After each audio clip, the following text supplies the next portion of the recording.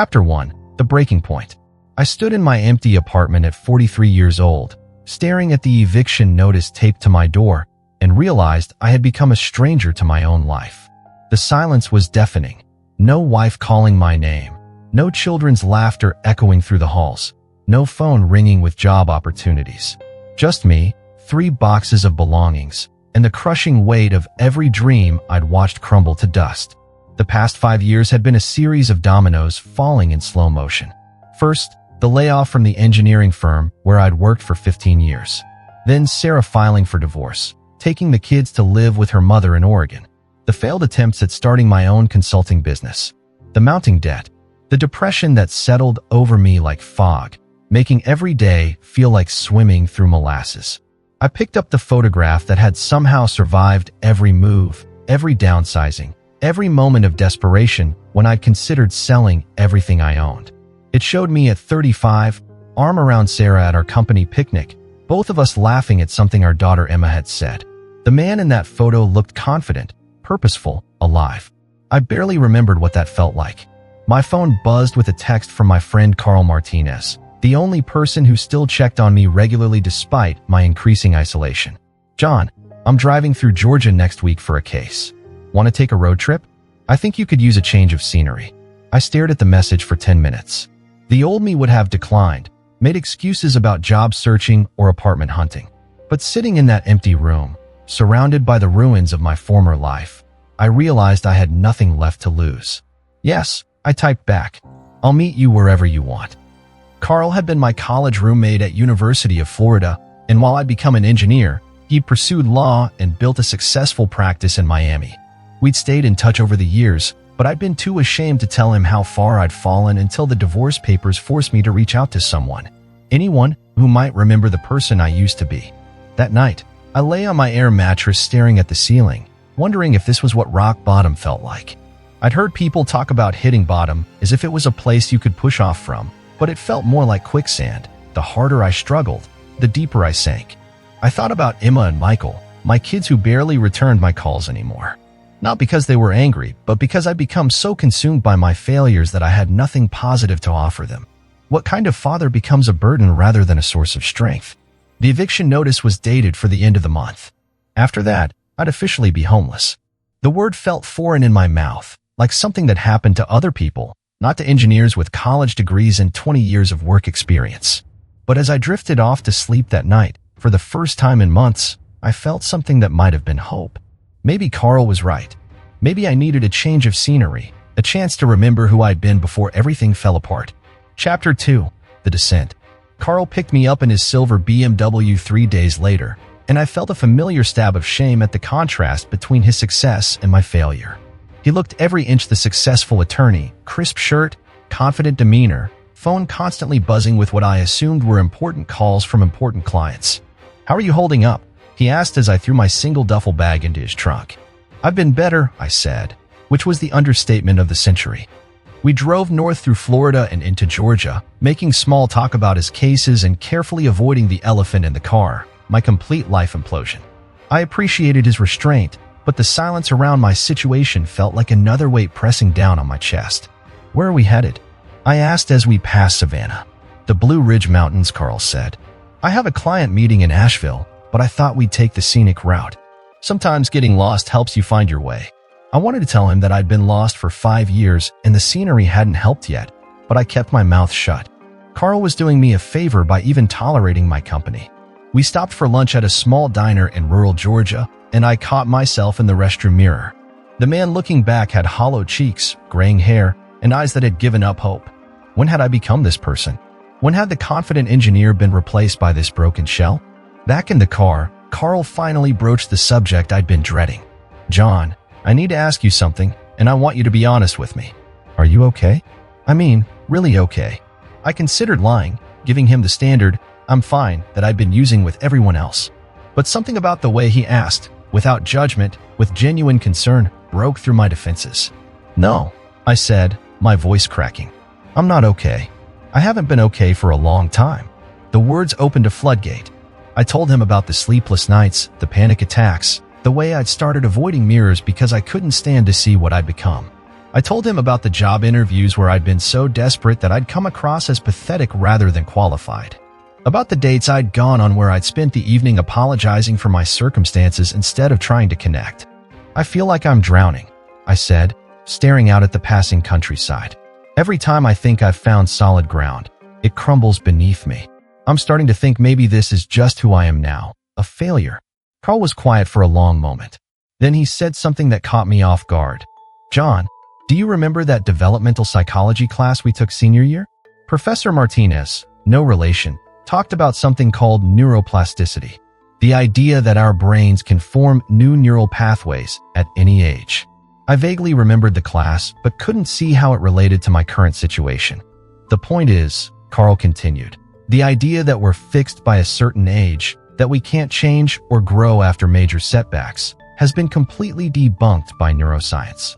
The brain you have right now is capable of creating entirely new patterns of thinking, new ways of being in the world.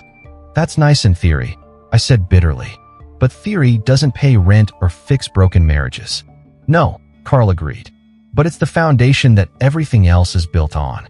If you don't believe change is possible, then it isn't. As we drove deeper into the mountains, I felt something shifting inside me. Not hope exactly, but maybe the possibility of hope. The landscape was changing around us, flat farmland giving way to rolling hills, then to mountains shrouded in mist. Maybe Carl was right. Maybe change was possible, even for someone like me. Chapter 3, The Encounter. We reached the Blue Ridge Mountains late in the afternoon, and Carl suggested we stretch our legs on a hiking trail before heading to our hotel. I wasn't enthusiastic about the idea.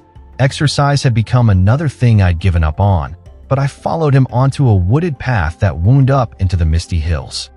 The trail was quiet except for the sound of our footsteps on fallen leaves and the distant call of birds I couldn't identify. The air smelled of pine and damp earth, cleaner than anything I'd breathed in months of city living. Despite my reluctance, I found myself relaxing for the first time in years. We walked in comfortable silence for about 20 minutes before I stopped dead in my tracks. There, about 50 yards off the trail, stood something that made my breath catch in my throat. It was a tree, or what had once been a tree. The massive trunk rose 15 feet into the air, completely dead, stripped of bark by countless storms. Its branches had long since fallen away, leaving behind a stark, weathered skeleton that should have been depressing to look at. But it wasn't depressing. It was magnificent, because growing directly from the center of that dead trunk, impossibly green and alive, was a young tree. A perfect, healthy sapling that had somehow found a way to emerge from the corpse of its predecessor. Carl, I whispered, pointing toward the phenomenon. Do you see that? He followed my gaze and smiled. Nature's pretty amazing, isn't it? I couldn't speak. I stood there staring at that impossible sight, feeling something crack open inside my chest. The dead tree wasn't just a tree, it was every failed dream, every missed opportunity, every moment I'd given up on myself.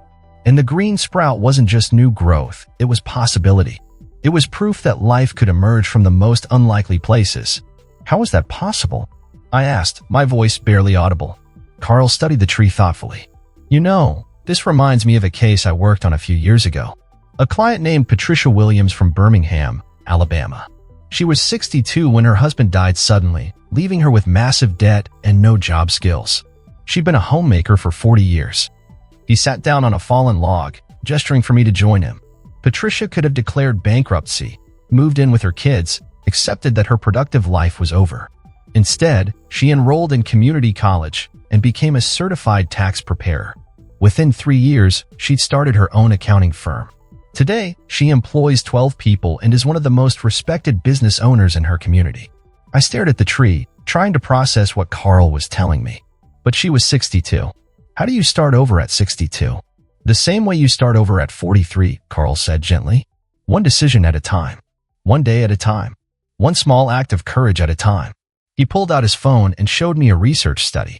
This is from Dr. Carol Dweck at Stanford. Her research on growth mindset has been replicated across dozens of studies. The people who recover from major life setbacks aren't the ones who never fail. They're the ones who believe that failure is information, not identity. As the sun began to set through the trees, Carl shared more stories. A construction worker in Toronto who became a nurse at 50. A divorced mother in Sydney who started medical school at 38 and became a pediatric surgeon. a bankruptcy attorney in London who lost everything in the 2008 financial crisis and reinvented himself as a sustainable energy consultant. The common thread, Carl explained, isn't that these people were special or lucky.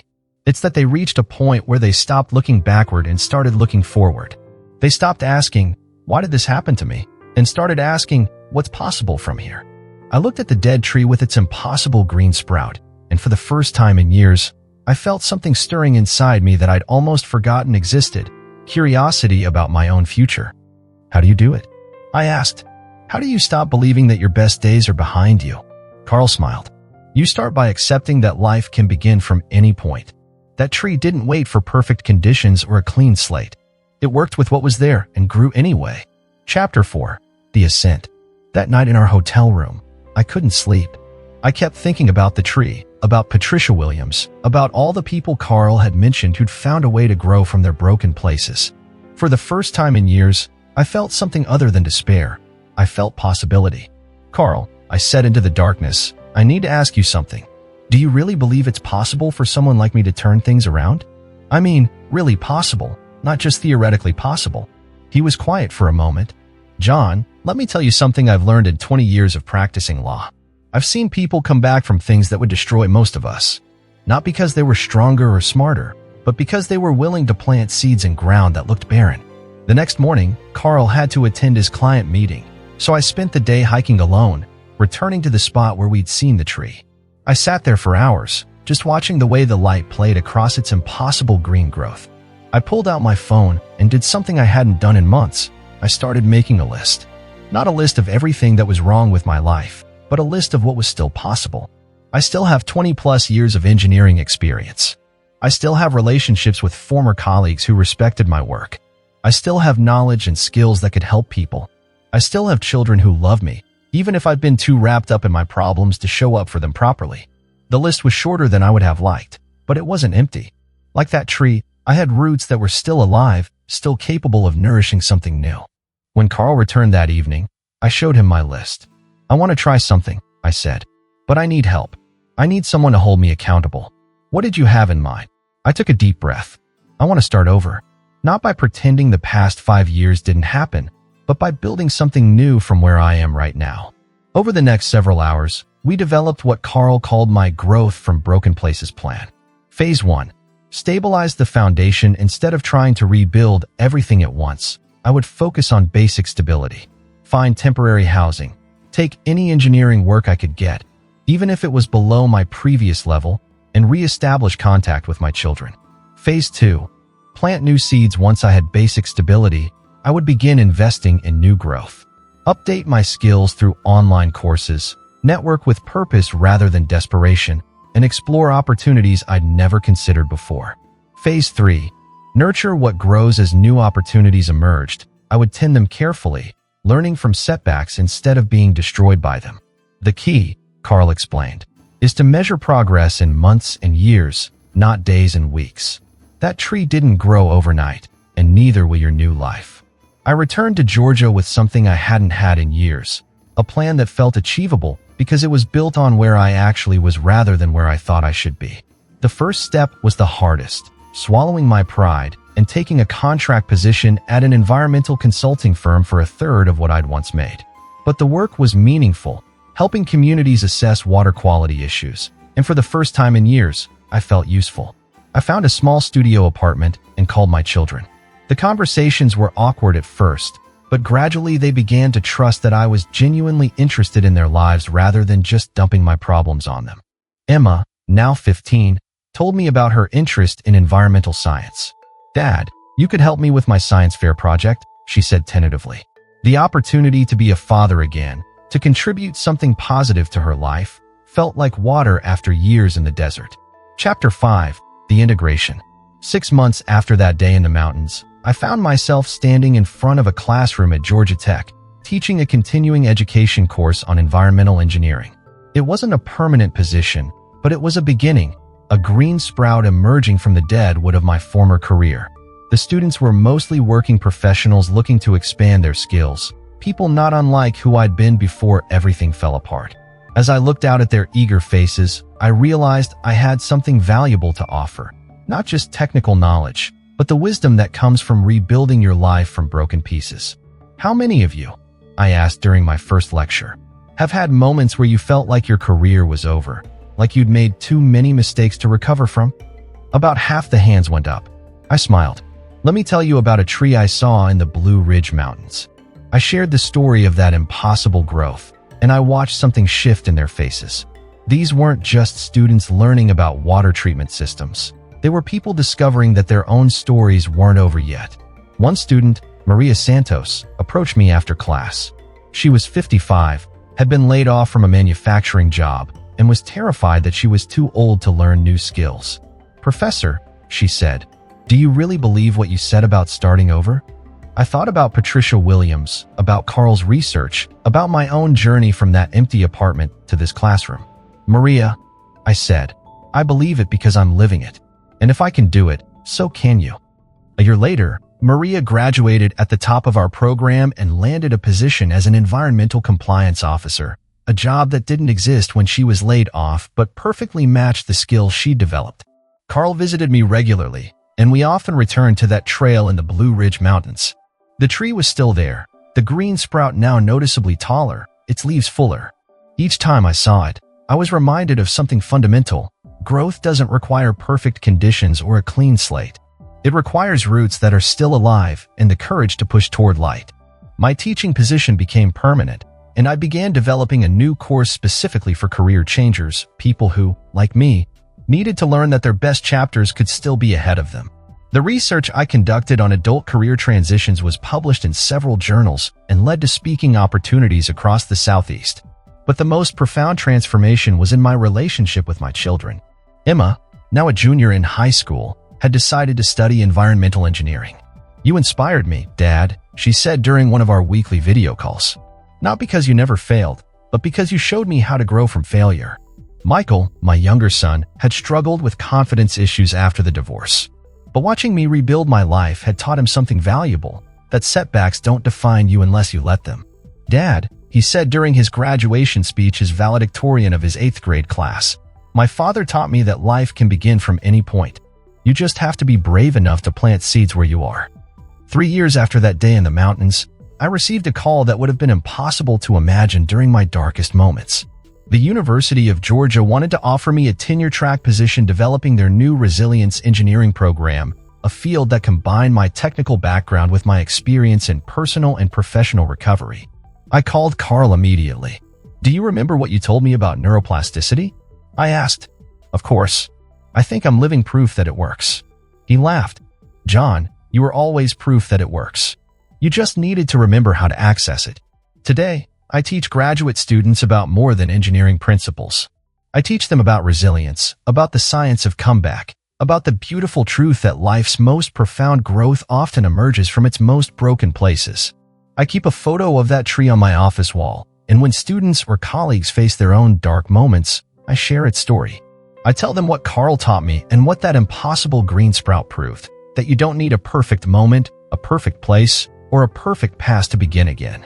All you need is the courage to recognize that your roots are still alive, that growth is still possible, and that sometimes the most beautiful chapters of your life begin in the most unlikely circumstances.